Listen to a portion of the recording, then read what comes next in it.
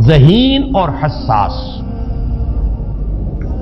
ذہین اور حساس لوگوں میں قبض اور بسط کی کیفیت، یہ مختلف سائیکلز ہیں جو آتی رہتی ہیں.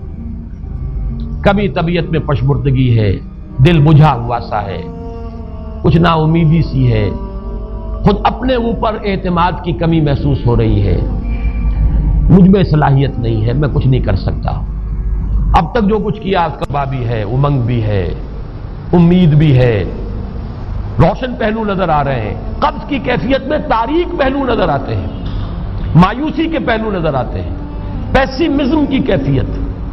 اور یہ جو بسط کی کیفیت ہے اس میں روشن پہلو. دیکھو یہ بھی تو ہے نا، آخر یہ بھی تو ہوا ہے اور بھی ہو سکتا ہے، آخر اب تک میں نے یہ کام بھی تو کر لیا، آگے بھی مشکل آسان ہو سکتی ہے.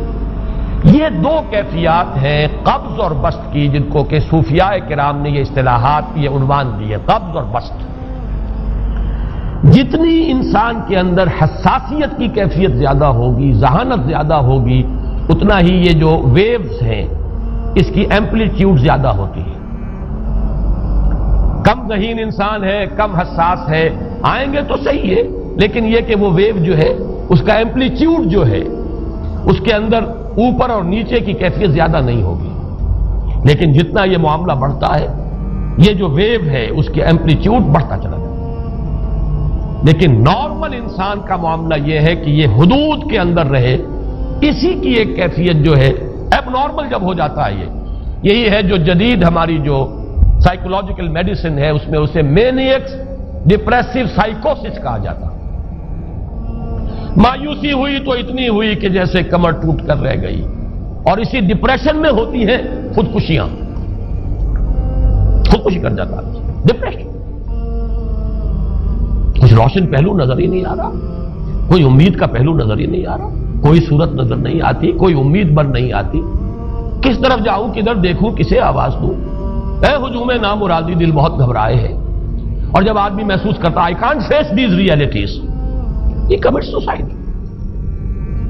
یہ اور جب کیفیت ہوتی ہے انشراح کی تو آدمی خوب بھاگ رہا ہے، دوڑ رہا ہے، امنگ ہے، محنت ہے، دوڑ رہا ہے، امیدیں ہیں، اب ہر چیز کا روشن پہلو نظر آ رہا ہے. عجیب ہے یہ. اصل میں مجھے کچھ تجربہ بھی ہوا ہے، ہمارے خاندان میں بھی یہ مرض موجود رہا. میرے والد مرحوم کافی طویل عرصے اس مینیک ڈپریسو سائیکوسس کے مریض رہے. کچھ ہوتا ہے یہ معاملہ. ویسے بھی شاید ہمارا خاندان جو ہے اس کیٹیگری میں آتا ہے جس میں ذہانت نسبتاً کچھ زیادہ ہے، حساسیت بھی نسبتاً کچھ زیادہ ہے. یہ دوسری بات ہے کہ کوئی شخص جو ہے یہ فلسفے کے طور پر اختیار کر لے کہ اپنے آپ کو ڈھیٹ بنا لینا ہے، یہ فلسفہ بھی بن سکتا ہے. لیکن یہ ہے کہ اگر آدمی چھوڑ دے اپنی طبیعت کو تو یہ دونوں کیفیات آتی ہیں. انہی کیفیات میں اگر یہ جو اپورڈ اینڈ ڈاؤنورڈ موومنٹ ہے یہ ایک حد سے نکل جائے تو یہ بیماری ہے مینیک سائیکوسس، مینیک ڈپریسو سائیکوسس. اس میں جب آدمی ہوتا ہے وہ اپر کیفیت میں تو اس کے اندر بڑی عظیمت ہے، روشنی ہے، امید ہے، لوگوں سے گفتگو کر رہا ہے، حق بول رہا ہے، خوب جو ہے محفل کے اندر، اب وہ محفل میں اسے دلچسپی محسوس ہو رہی ہے اور اسے ہر چیز کا روشن پہلو نظر آ رہا ہے، خود اپنے وجود کا بھی روشن پہلو، دوسروں کے وجود کا بھی. دوسروں کی بات میں سے بھی وہ اچھا پہلو تلاش کریں گے، وہ برا پہلو تلاش نہیں کریں گے. جب دوسری کیفیت ہے ڈپریشن کی، ہر ایک کی بات میں کوئی برائی نظر آئے گی، کوئی اس کی نیت کا فطور ہے، کوئی فساد ہے، کوئی یہ جو ہے بدنیتی کے ساتھ یہ بات کر رہا ہے، کوئی خیر کہیں ہے ہی نہیں، برائی ہی برائی ہے، مایوسی ہی مایوسی ہے، بدلی ہی بدلی. یہ ہے در حقیقت وہ کیفیت. اس کو غالب نے بہترین انداز میں تعبیر کیا ہے.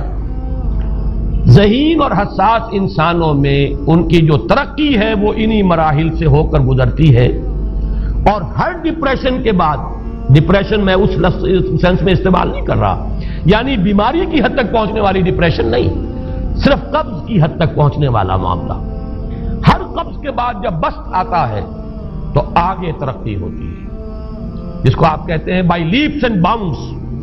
آدمی جو ہے چھلانگ لگاتا ہے، گویا کہ ایک درجہ جو پہلے تھا اس سے آگے درجہ انسان کا جو ہے اس سے بلند تر پوزیشن پر انسان پہنچتا ہے.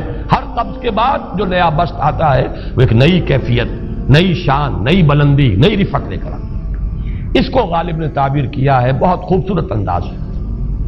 رکتی ہے میری طبع تو ہوتی ہے رواں اور. یعنی شاعر بھی کبھی ایسا وقت آتا ہے شعر جو ہے اس پر نازل ہی نہیں ہو رہا, شعر نہیں کہہ پا رہا, طبیعت میں رکاوٹ سی ہے, بندش سی ہو گئی ہے, کوئی کلام موضوع ہو ہی نہیں رہا. لیکن پھر جب یہ کیفیت جو ہے بدلتی ہے اور جب پھر بست کی کیفیت آتی ہے, رکتی ہے میری طبع تو ہوتی ہے رواں اور, پھر اس کے اندر ایک جولانی نئی ایک کیفیت جو ہے انشراح کی, وہ ایک بالکل نئی کیفیت نئی شان کے ساتھ. یہ ہے وہ معاملہ جو ان آیات مبارکہ کے پس منظر میں ہے. اسی لیے اب میں آپ کو اس کا حوالہ دے رہا ہوں. تفسیر مظہری میں قاضی ثناء اللہ پانی پتی رحمت اللہ علیہ نے بہت عمدہ بات فرمائی ہے کہ حالت قبض اگر کسی شخص پر طاری ہو تو اس حال میں اکسیر کا درجہ رکھتی ہے یہ سورہ مبارکہ, اس لیے کہ یہ نازل ہوئی ہے محمد الرسول اللہ صلی اللہ علیہ وسلم پر اسی حالت قبض میں. وَالضُّحَىٰ وَاللَّيْلِ إِذَا سَجَىٰ مَا وَدَّعَكَ رَبُّكَ وَمَا قَلَىٰ وَلَلْآخِرَةُ خَيْرٌ لَكَ مِنَ الْأُولَىٰ وَلَسَوْفَ يُعْطِيكَ رَبُّكَ فَتَرْضَىٰ أَلَمْ يَجِدْكَ يَتِيمًا فَآوَىٰ وَوَجَدَكَ ضَالًّا فَهَدَىٰ وَوَجَدَكَ عَائِلًا فَأَغْنَىٰ. یہ تمام آیات اب معلوم ہوگا کہ جیسے موتی پروئے ہوئے. ایک لفظ قبض, اب اس میں جو بھی واقعاتی اور جو میں نے آپ کو روایاتی جو بھی پس منظر بیان کیا وہ بھی فٹ بیٹھ رہا ہے. وہ خودکشی کا معاملہ بھی آ گیا, اس میں فٹ بیٹھ رہا ہے کہ بخاری شریف میں روایت موجود ہے کہ حضور فرماتے ہیں کہ میری طبیعت پر اس درجے اضطراب تھا, اتنی کیفیت جو ہے میری تشویش کی تھی کہ میرے دل میں بار بار خیال آتا تھا کہ پہاڑ پر چڑھ کر اپنے آپ کو نیچے گرا دوں. یہ سارے معاملات اب آپ کو محسوس ہوگا جیسے تمام کڑیاں جو ہے وہ جڑ گئی, جیسے رات کو اب آپ اٹھ نہیں پا رہے, اضمحلال ہے, اعصابی جو ہے اعصاب اس درجے متاثر ہو چکے ہیں. صرف یہ ایک احساسات کی کیفیت نہیں ہے, آپ کی قوت فعلی جو ہے قوت عملی وہ بھی اس درجے متاثر ہو چکی ہے کہ کئی راتیں گزر گئی اور آپ رات کو نہیں اٹھ سکے, جس پر کہ ام جمیل کو یہ کہنے کا موقع مل گیا کہ معلوم ہوتا محمد تمہارا شیطان تمہیں چھوڑ گیا. اب یہ جملہ اپنی جگہ پر اس کی کاٹ ہے یقیناً, اس سے یضیق صدرک بما یقولون, لیکن وہ کیفیت جس کی وجہ سے یہ جملہ آیا ہے اس پر نگاہ دوڑائیے, اس پر نگاہ کو مرکوز کریں گے تو معلوم ہوگا ایک لفظ قبض, یہ قبض کی ایک کیفیت تھی.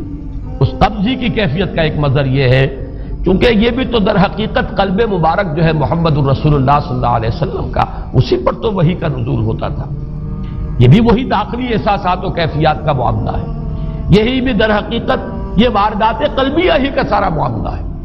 اس کو آپ خارج سے تعبیر نہیں کر سکتے, نہ ابھی کوئی ایسے مصائب تھے, نہ ایسی کوئی مشکلات تھیں, نہ ابھی کوئی رد و قضا ایسی شروع ہوئی, نہ ابھی کوئی بحث و نزاع کا معاملہ ایسا ہوا, نہ کوئی ابھی کوئی فزیکل پرسیکیوشن شروع ہوئی. یہ سب داخلی ہی کیفیات ہیں, اور ان داخلی کیفیات کے حوالے سے ان سورہ مبارکہ کو اگر صحیح سمجھا ہے تو صوفیاء نے سمجھا.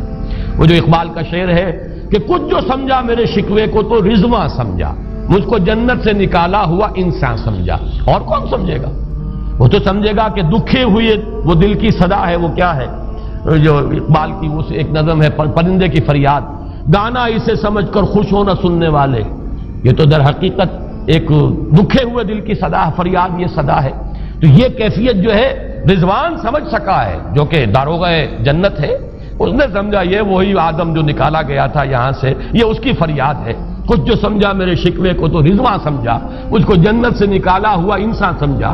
تو واقعہ یہ ہے کہ اس سورہ مبارکہ کا صحیح فہم اگر حاصل ہوا ہے, وہ امام راضی کو حاصل ہو ہی نہیں سکتا. وہ عقل اور منطق کی گتھیاں سلجھانے والے آدمی ہیں, اپنی جگہ ان کی کنٹریبیوشن بہت. یہ لغت اور ادب کا کوئی خاص مسئلہ اس میں ہے ہی نہیں کہ زمخشری اس میں کوئی جولانی دکھائیں اپنی, اس میں کوئی ایسا اشکال ہے ہی نہیں, نحوی اشکال ہی نہیں.